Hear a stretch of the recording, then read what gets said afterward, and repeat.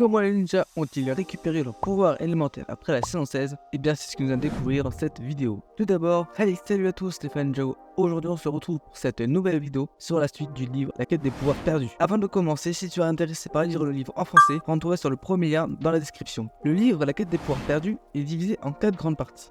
Une pour Kai, que nous avons fait précédemment, puis Zane, Cole et Jay. Il n'y a pas Lloyd ni Nia car ils n'ont pas perdu leur pouvoir élémentaire après la saison 16. L'histoire est donc divisée en 4 vidéos de 2 à 3 minutes qui sortiront tous les samedis. Aujourd'hui, il s'agit de Zane. Zane, quant à lui, se trouve aux côtés de Pixal, dans la grotte du Samouraï X, où il tente de restaurer ses pouvoirs élémentaires. Au cours du premier chapitre, ils explorent diverses solutions pour retrouver son pouvoir. Dans cette quête, Pixal développe un logiciel expérimental de réalité augmentée, visant à refaire vivre les souvenirs fragmentés de moments clés de la vie de Zane.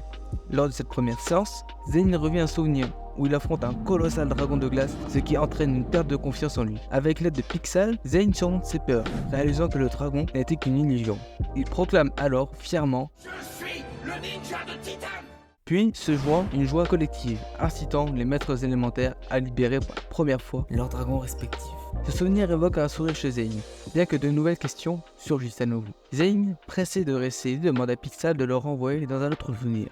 Il se retrouve à bord d'un véhicule, sortant rapidement d'un tunnel de la grotte du Samouraï X, et arrive à un lac gelé. Alors, Zane revient à un souvenir où il se trouve heureux et détendu au fond de l'eau. Cependant, de nouvelles interrogations l'embrouillent, le faisant changer de souvenir, jusqu'à ce qu'il arrive dans une forêt. Là, Zane découvre l'atelier du docteur Julien, confronté à son souvenir le plus triste, celui de la mort de son père. Malgré ses tentatives de le modifier, Zane prend conscience que ce souvenir a été crucial pour débloquer son vrai potentiel. Puis, Zane se retrouve à nouveau sur un lac gelé, revivant divers souvenirs de loisirs. Ce moment lui rappelle un jour pendant lequel il a aidé un père et sa fille qui étaient attaqués par un scarabre. Il se rend compte que malgré son passé, il continue à protéger ceux qui en ont besoin. Le programme de souvenirs continue, révélant finalement la plus grande peur de Zane, affronter l'empereur de glace dans son palais. Terrifié, Zane demande à Pixal de l'extraire de ce souvenir, mettant fin à la session. Après une longue hésitation, Zane se remet en condition et se retrouve de nouveau face à l'empereur de glace. Le combat avec l'empereur de glace s'ensuit, mais Zane est rapidement vaincu, et c'est en posant de nombreuses questions à l'empereur de glace que les souvenirs lui reviennent et lui font prendre conscience de la nécessité de comprendre son origine et d'affronter ses peurs. Et ses regrets sont la clé pour retrouver son pouvoir de glace. Libéré par l'utilisation de son pouvoir élémentaire, Zane met fin à la corruption de l'empereur de glace, Pixal désactive l'immersion et Zane retrouve enfin son pouvoir élémentaire. Voilà, c'est déjà la fin de cette vidéo. Si elle t'a plu, n'hésite pas à mettre un petit like et on se retrouve la semaine prochaine pour une nouvelle vidéo. Moi je suis Théo Studio, ciao.